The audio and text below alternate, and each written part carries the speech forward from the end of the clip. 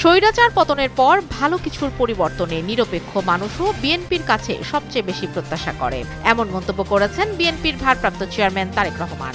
র্যাবের জাতীয় সম্মেলনে ভার্চুয়ালি যুক্ত হয়ে তিনি একথা বলেন।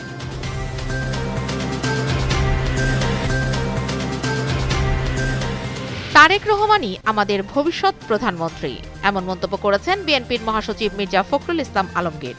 ডক্টরস অ্যাসোসিয়েশন অব বাংলাদেশের জাতীয় কাউন্সিলে এ মন্তব্য করেন তিনি।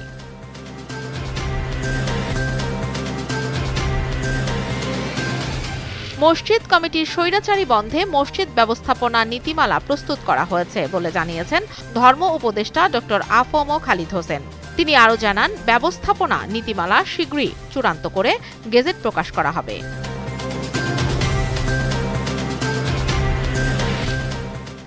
আমরা লক্ষ্য করছি যে পার্টি থেমে যাচ্ছে, পার্টি টুকরো টুকরো হচ্ছে, কারণ যারা মূল দায়িত্বে ছিলেন তারা দায়িত্ব পালনে ব্যর্থ হয়েছেন, এমন মন্তব্য করেছেন জাতীয় পার্টির co chairman A B M. Ruhul Amin.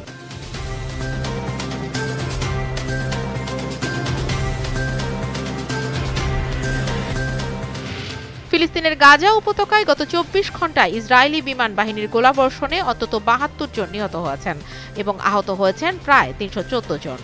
এতে মোট নিহতের সংখ্যা পৌঁছেছে ৬০,৩৩০ জনে।